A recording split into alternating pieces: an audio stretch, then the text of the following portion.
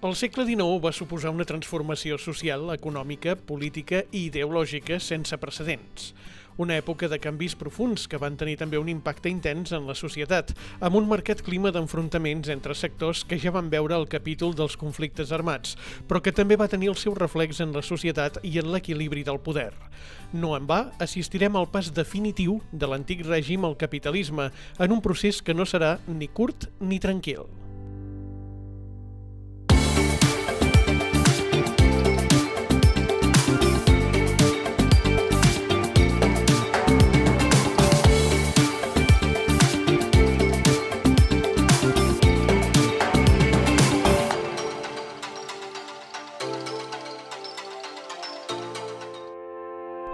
Durant el segle XIX vivim la transició entre dos mons. El món antic, d'arreu feudal, que havia marcat sense gaire canvis l'organització social i política des de l'edat mitjana, i el món liberal, amb la implantació del capitalisme i un canvi d'ordre general.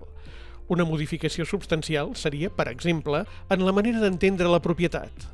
Abans del segle XIX, la propietat estava dividida en dos conceptes, el que deien el propietari directe, que solia ser el senyor feudal, i l'ús, i la propietat d'ús, que era el que tenia el dret a usar-lo, no?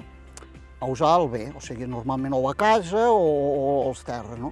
Quan arriba el capitalisme, doncs això ho liquida, i ara només hi haurà un propietari, els que tindrà la propietat plena. Tots els altres seran arrendataris o altres figures de lloguer.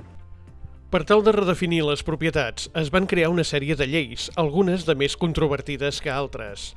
Els pagesos, que eren senyors útils del mas i que depenien del monestir, van tenir la possibilitat d'assolir la propietat plena de les terres que ja treballaven i habitaven, a canvi del pagament d'una quantitat per a redimir els antics drets del monestir.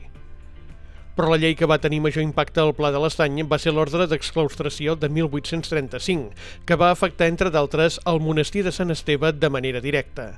Els clergues haurien d'abandonar l'espai, però també se'ls van retirar totes les terres que tenien en domini directe i útil. El que tenia més propietats era el monestir de Sant Esteve, que era el senyor feudal, i des de feia 1000 anys els seus vassalls havien de pagar cada any un tant per tenir la propietat, però també havien de pagar per mantenir el ritme del monestir, el ritme de vida del monestir, i també havien de contribuir primer personalment i després econòmicament a mantenir els edificis, l'església, a mantenir les muralles, a mantenir-ho tot. Quan arriba el juliol de 1835, doncs hi ha l'ordre d'exclaustració d'alguns convents. El monestir de Banyoles tenia un 15 monjos i uns 16 clergues vinculats. Tots aquests monestirs que eren petits, doncs l'Estat va decidir, perquè necessitava ingressos econòmics, doncs quedar-se, o sigui, exclaustrar-se, fer-se fora, fer-se que marxessin i quedar-se les propietats que els vendria. Donant compliment a aquesta ordre d'exclaustració, el juliol de 1835, l'abat Lluís de Fluvià i els seus monjos van abandonar el monestir. Però no van ser els únics. També van haver de marxar els pares servites, que tenien la seu on actualment hi ha el Museu d'Arder, entre altres petits senyors eclesiàstics dels pobles del Pla de l'Estany. L'impacte, doncs, va ser generalitzat i va afectar de ple també les antigues institucions benèfiques.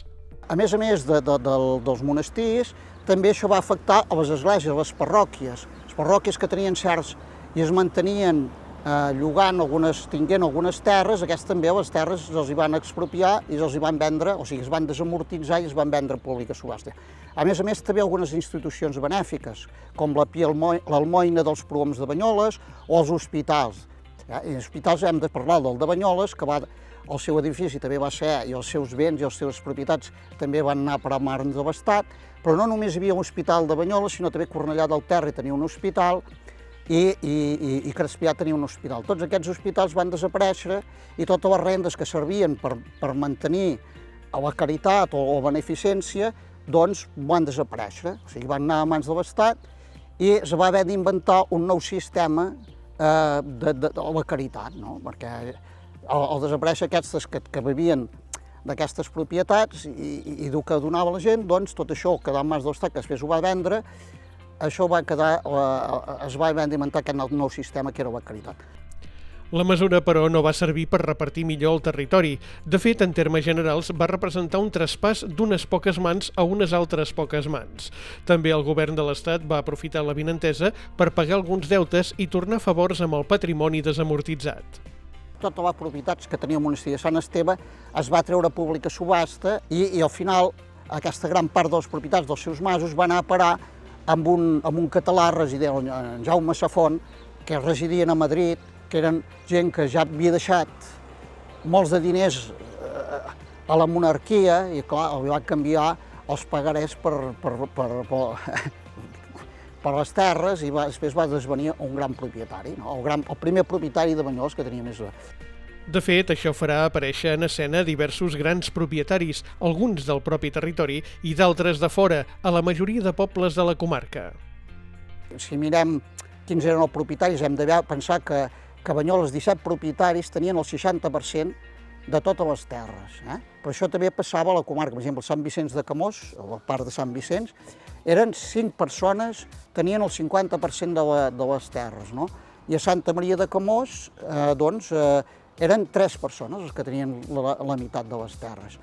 A Vilademuls eren 14 persones que també tenien la meitat de les terres. O sigui, quan arribes al segle XIX veus que hi ha una concentració brutal de la propietat, no? El qual és aquest d'allò que molta gent quedava exclosa de la riquesa i veia perillar la prosperitat seva, no? I per això també portava a conflictes, no?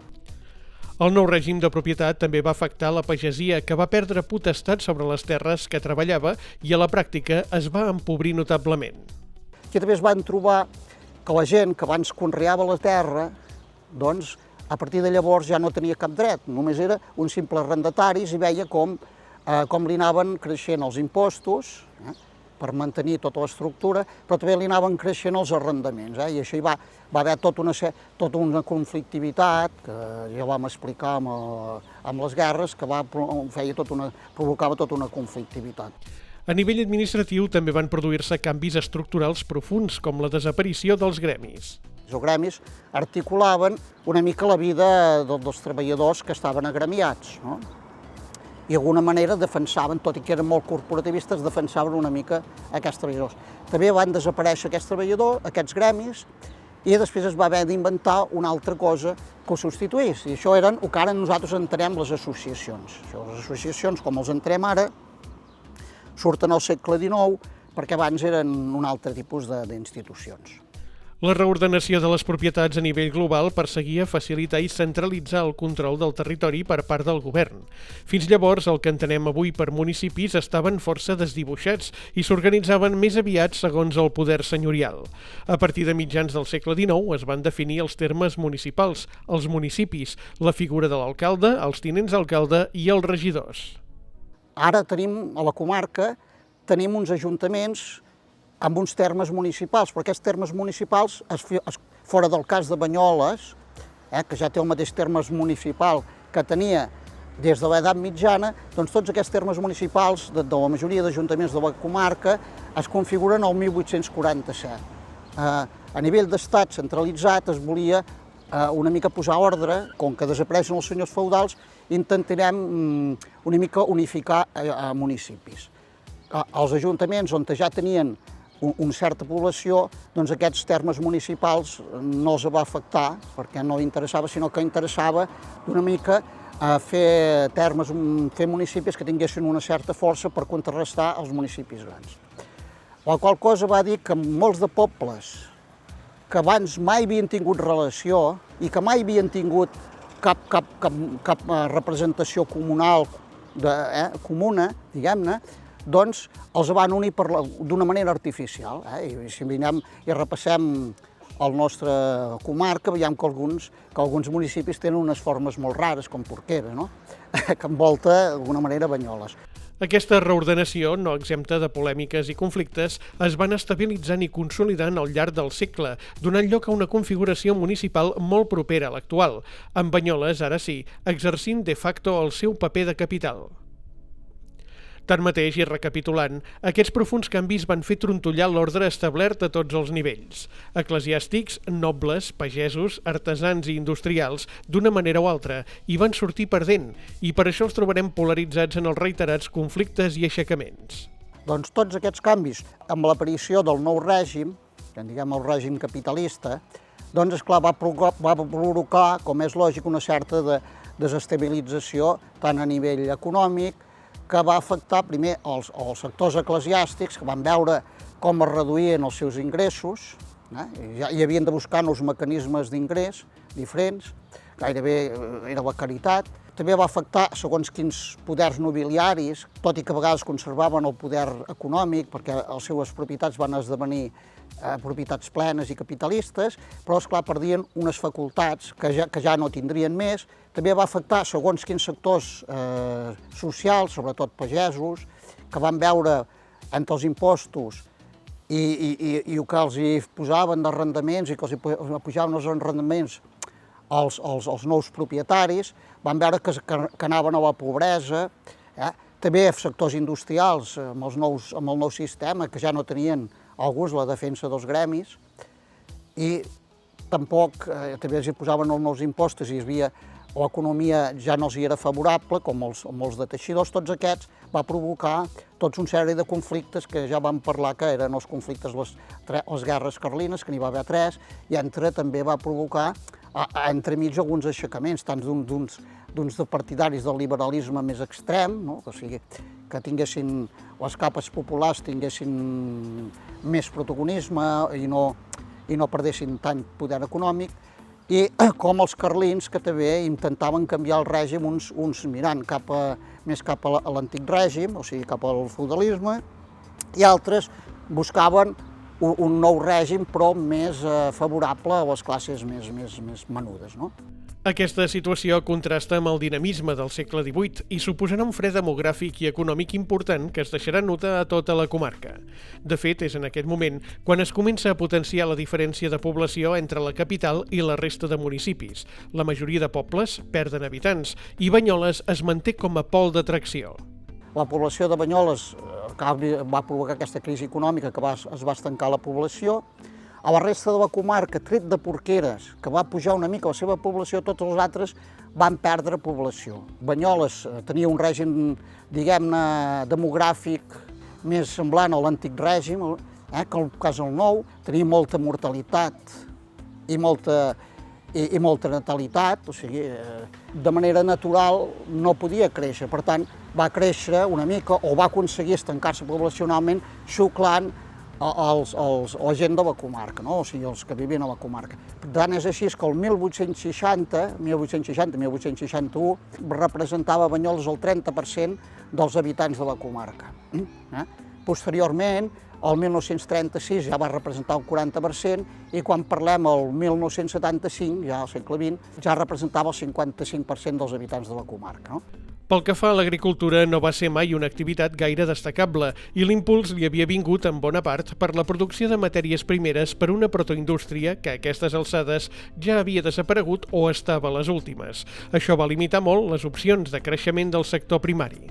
Tampoc hi havia una especialització agrícola a la comarca, no? Hi havia la zona de regadiu, que és tota la zona de Banyoles, Cornellà, Mata, Cornellà, i Borgonyà, Cornellà, que aquesta era la zona de regadiu. Després teníem, evidentment, la zona més muntanyosa, no? Sant Miquel de Campmajor, una part de Camós, bona part de Palol de Revardit, que aquesta, el carbó i productes del bosc, doncs, també tenien una sortida econòmica. L'altre, doncs, era el blat, part de blat de moro, hi havia una mica olivera i vinya, que tampoc era una comarca que tingués una forta presència de l'exportació i l'elaboració de productes sortits de la vinya, no?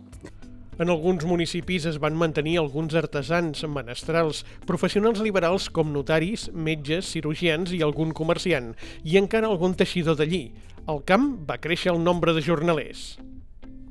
La protoindústria que tant havia crescut a Crespià, la Vall del Terri, Banyoles i algun enclavament de Vilademuls, amb el tombant del segle XIX pateix una reculada important, per diverses raons, entre altres pel fet que la força hidràulica resulta insuficient per a les noves exigències d'una industrialització competitiva, però també per l'escassa voluntat d'inversió dels empresaris locals. En molts de municipis hi tenien el típic, un molí d'oli, un molí de farina, però no hi havia una gran indústria. Alguns com Crespià, Cornellà, tenien un cert artesanat. Clar, aquestes poblacions doncs, tenien un nucli d'habitants i hi havia un cert artesanat. El que es va constituir com a centre comarcal, on hi havia més artesanat, va ser Banyoles, no? Però així i tot, durant el segle XIX, molt d'aquest artesanat va anar desapareixent, inclús les indústries que eren antigues, que al segle XVIII havien tingut un gran dinamisme, quan arriben al XIX, aquests propietaris, o aquells industrials, diguem-ne, banyolins, que havien dedicat molts recursos a la indústria pròpia, aquests abandonen i es dediquen més a comprar terres i ser rendistes i ja no es dediquen a indústries o, d'una manera molt menor, es dediquen a indústries petites. Amb la qual cosa vol dir que els industrials que van haver de venir de fora, no? Alguns d'Olot, sobretot amb el sector de la blanqueria, que es parlaríem els Ustenc, entre altres, i després tot el que era la indústria de la llana, del lli o del cànem, que havia tingut durant el segle XVIII molta importància i a la majoria de llocs de Banyola i la comarca, aquesta zona que dèiem, Cornellà, Mata, Cornellà, doncs, que produïa molt de cànem, doncs tota aquesta indústria va decaure, el cànem es va deixar de conrear gairebé, que després va ser substituït pels alls.